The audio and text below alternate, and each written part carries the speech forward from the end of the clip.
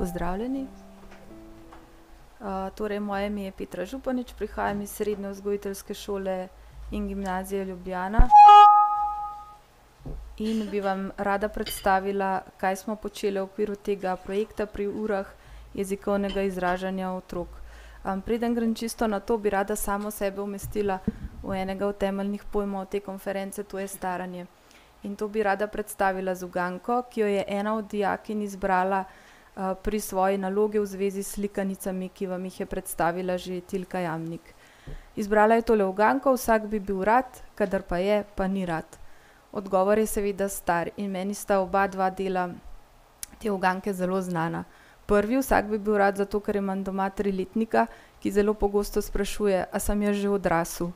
Ne zadovolji se z odgovorom ne, ampak potem najmanj razpreda naprej: ja, potem bom šel pa še v šolo, potem pa v penzijo in takrat bom odrasel. Zelo prikladno spusti dolga desetletja trdega dela. Medtem ko bi samo sebe pa že postavila na drugo stran te uganke, čeprav težko absolutno rečem, da sem stara, sem pa že tu, kjer nisem več rada to, kar sem, ker za mano prihajajo skoraj že 4 generacije ljudi, ki imajo bolj napito kožo, so bolj sveži, razmišljajo bolj odprto, so bolj prožni, in ker imam počasi že kakšno kronično težavo in ne morem več pojesti česarkoli in jo slabo odnesem, če spim samo 4 ali 5 ur. No, in različne generacije z te starostne premice smo skušali združiti tudi v šoli pri urah jezikovnega izražanja otrok. In to vam bom zdajle predstavila. Najprej morda samo nekaj o tem modulu. To je modul, ki ga imajo dijakinje programa Predšolska vzgoja v 3. letniku, 2 uri na teden, in če si katerega od teh splošnih ciljev na platnu preberete, boste videli, da so izrazito splošni. Torej smo nekako prepuščeni sami sebi, kako bi dosegli, da zdaj znajo sodelovati pri načrtovanju in izvajanju dejavnosti, ki spodbujajo otrokovo jezikovno izražanje. S kolegicami v veliki meri rešujemo to tako, da če sledimo raziskavam, tudi slovenskim, in vemo, da leposlovje zelo pomembno kakovostno vpliva na razvoj govora pri predšolskih otrocih. Enostavno velik delež ur porabimo za to, da se ukvarjamo z leposlovjem, in temeljnim nosilcem tega za predšolske otroke to je slikanica. Govorimo o raznovrstnosti besedil, o značilnostih, o raznovrstnostih slikanic in o odnosu med besedilom in ilustracijo in tudi raznovrstnosti tega. Ampak pri tem se človek zelo hitro ujame v to pas, da na koncu to postane igra klasificiranja in vsebina umanjka. In meni je bil ta projekt zelo dobrodošel ravno zato, ker se je pri njem na neko vsebino, se pravi staranje, teme starostnikov, pripenjala ta forma slikanice in besedila, in ne ravno obratno, torej ko na ključne vsebine pridejo zraven k formi. In mislim, da je bilo to tudi dijakom precej bliže. Dijakinje oziroma vzgojitelji v vrtcu naj bi, kadar gre za načrtovano delo z literarnim besedilom, delali po posebni shemi, pri kateri se najprej na besedilo pripravijo tako, da ga sami analizirajo, potem v vrtcu v skupini pa delajo po fazah, ki so zelo podobne tistim v osnovni šoli. Najprej otroke motivirajo, potem besedilo preberejo, predtem je še en kratek premor in zatem tudi, da si otroci umirijo v tej literarni izkušnji. Temu pa potem sledi pogovor besedilov, pa še dejavnosti, ki poglabljajo literarno doživetje. In zato smo jim tudi mi dali nalogo, da po tem principu pripravijo dejavnosti oziroma delo z izbranimi slikanicami na temo, s temami in motivi staranja. In jaz bi vam zdaj rada predstavila nekaj takih, ki so se mi zdele uspešne, hkrati bi pa opozorila tudi na nekaj težav, ki sem jih zaznala ob tem, ko so dijakinje opravljale te svoje naloge. Pa bom šla kar lepo po vrsti po fazah. Če najprej začnemo z uvodno motivacijo. Tale se mi je zdela zelo posrečena. Ob slikanici oziroma ilustrirani knjigi Pšenica najlepši cvet si je ena od dijakinj zamislila, da bi jim pripravila poligon v telovadnici oziroma igralnici, in na koncu tega poligona bi bil čeber. In pod tem čebrom bi bila skrita slikanica oziroma knjiga, in to bi bil nekakšen zaklad. In ko bi vsi otroci prišli do konca, bi torej ta zaklad odkrili. Posrečena se mi je zdela zato, ker po eni strani, ker se povezuje z gibanjem, ki je otrokom zelo naravno v tem času, po drugi strani pa tudi zato, ker knjigo, ker literaturo postavlja za eno tako zelo pomembno vrednoto. To je v tem primeru zaklad. Pa še enega od motivov, se pravi čeber, ima že vključenega in ta deklica se je potem zamislila, da bi tudi vzgojiteljica brala pravljice oziroma pripovedovala na čebru. Druga, ki se pa povezuje povsem z drugimi področji, predvsem z naravo in družbo, se mi pa tudi zdela zanimiva. In sicer ob slikanici Sploščeni zajec si je ena od dijakinj zamislila, da bi smrt približala otrokom prek žive in nežive narave. Tako da bi jim prinesla fotografije žive in nežive narave in bi se pogovarjali o tem, kakšne so razlike tudi torej o človeku samem in bi prek tega prišli do tega, da vse, kar je živo, pride do brezizhodnega konca, torej to, da enkrat umre. Pri fazi branja bi vam rada predstavila nekaj takih prijetnih primerov, kako so si dijakinje zamislile, da bi ustvarile vzdušje. Ena od dijakinj, ki so se ukvarjale s slikanico Sneg, si je zamislila, da bi otroci sedeli v polkrogu in sicer, da bi sedeli na eni taki beli kopreni, s katero bi pričarala vzdušje snega.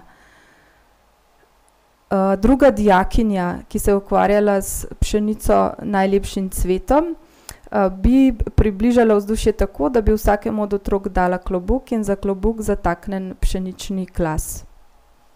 Potem se mi je pa zdela zanimiva še tale, sicer je morda težko izvedljiva, ampak vendarle ena od dijakinj se je zamislila, da bi postavila ogromen šotor, v katerega gredo lahko vsi otroci, se pravi, da bi bilo v njem temneje, potem bi pa postavila svetilko in izrezan krog, ki bi deloval kot luna in otroci bi se vživeli v situacijo, v kateri se je znašla krava na začetku slikanice, ko je lajala v luno, in s čimer se povezuje tudi naslov.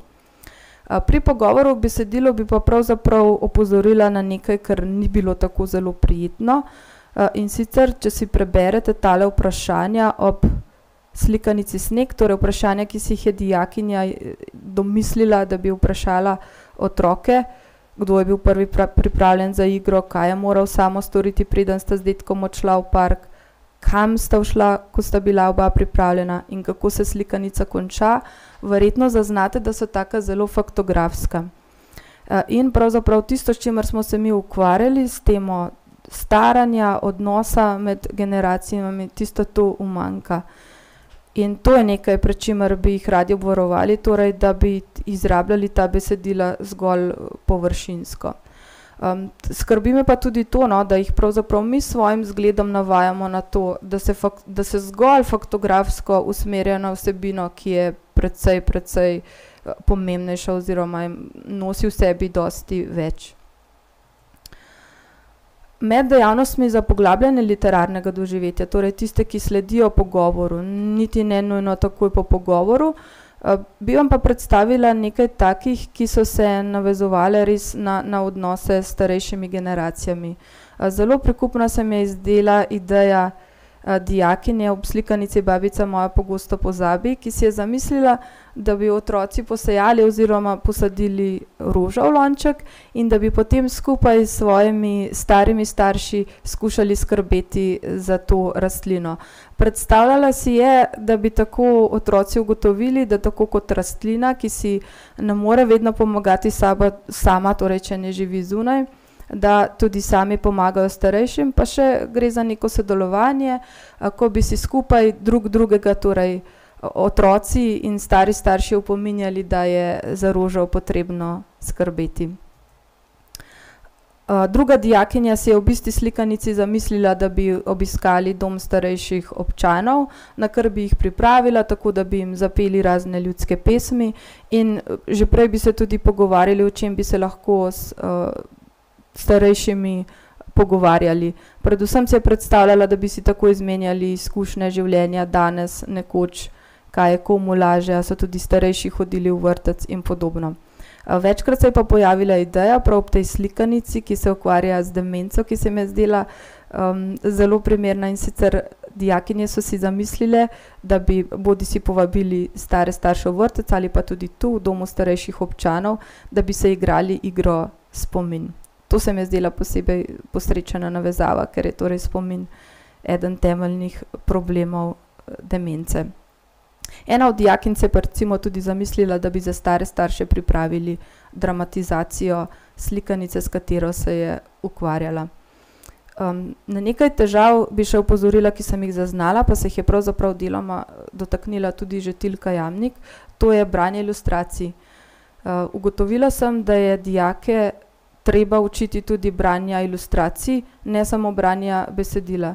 Zdelo se mi, zdi se mi, da se nam sploh lahko zdi to intuitivno, zato ker je danes svet dosti bolj vizualen, kot je bil, ampak izkaže se, da pravzaprav ti mladi ljudje niso nujno dobri bralci ilustracij. Naprimer, če si pogledate tole ilustracijo na platnu, verjetno zaznate veliko beline, kar je seveda smiselno povezano z besedilom. Nekatere dijakinje so sicer to simbolnost in to, kako se potem subtilno spreminja in pravzaprav kaže na dečkovo frustracijo, da bi bil rad prvi na snegu, potem ga pa vsi prehitijo, razumele, druge pa ne in se mi je zdelo to zgolj preveč prazno in jim ilustracije zato niso bile všeč.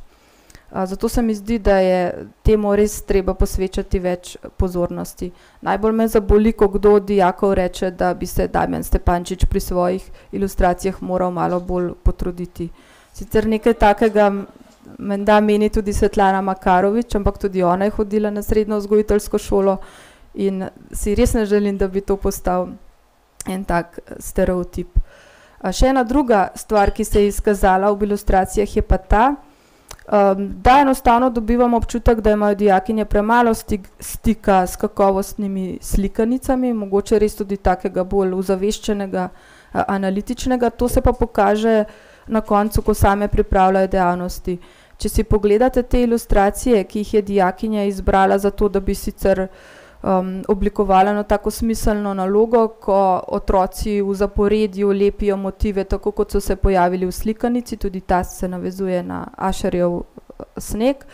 Pa pogledate estetiko tega, vidite prvič, da imajo te sličice, razen mogoče mize, zelo malo skupnega in da se bolj kot k čemu drugemu nagibajo v kiču.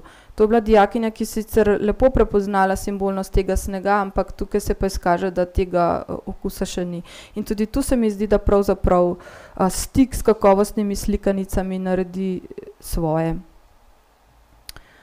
Potem se je pa pojavilo tudi nekaj težav, za katere se mi je pa zdelo, da to v resnici niso.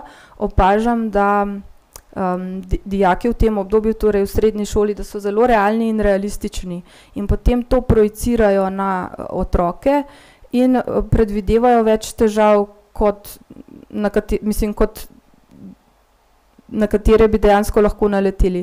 Naprimer to, da pričakujejo, da bi tudi otroci zelo racionalno, analitično morali dojeti vsebino pravljic oziroma zgodb. Pa ta, da je njihova domišljija, se mi zdi v tem obdobju nekako na, lahko rečem, stand-by. Naprimer, eni od dijakinj se je zdela težava, da deček v slikanici Sneg nima imena. A pa recimo to, da bi se otroci lahko vprašali, odkot so vse te živali. Tu zdaj vidite naprimer samo opice, opico in pingvina, sicer se znadejo tu še žirafa, podvodni konj, pa slon. Kako so te živali prišle sem na sneg. Pa se mi zdi, da bi enostavno tudi pri sebi morali poiskati, lahko poiščejo na take domišljijske odgovore, kot so naprimer čuvaj, skrbnik jih je izpustil, če obljubijo, da bodo potem prišle nazaj ali kaj podobnega. In enako s tem imenom. Vprašajo otroka, kako pa ti misliš, da mu je ime, in če vidijo, da je to res frustracija, si ga pač izmislijo. Na koncu bi rada pa povedala še nekaj stvari, ki so se mi zdele res pomembna pridobitev pri tem projektu. Gre pravzaprav za ena taka presenečenja zame. Ob izvajanju tega projekta me je posebej presenetilo to, da so dekleta pri tisti prvi fazi branju romanov v veliki meri prebrale tiste romane. Seveda ne vse, ampak to se mi je zdelo presenetljivo zato, ker ko jim mi dajemo domača branja in jih motiviramo sicer zunanje pri tem z ocenami, preizkušanimi in tako naprej, vseeno tega ne preberejo. Tu je pa šlo samo za pogovor in ta pogovor se mi je zdel zares uspešen. Druga stvar v zvezi s tem, ki me je presenetila, je bila ta, da so se pri pogovoru izkazale in dale pomemben prispevek tiste dijakinje, ki sicer ne vlagajo veliko v ta predmet, v ta modul. Tu pa so veliko sodelovale, povedale in to take pomembne stvari. Potem me je zelo presenetilo, kako hitro so planile po slikanicah, potem ko jim jih je Tilka Jamnik predstavila, šlo je namreč za precej pasiven razred. Pa še na koncu tudi nekaj, o čemer je morda Tilka Jamnik že govorila, to je pomembnost dvojnega naslovnika. Za marsikatero od teh deklet sem ob branju analize slikanic ugotovila, da je pravzaprav tema staranja dosti bolj prišla do njih prav ob slikanici, torej za njih same, še skoraj bolj kot ob tistih romanih, ki so jih brale na začetku.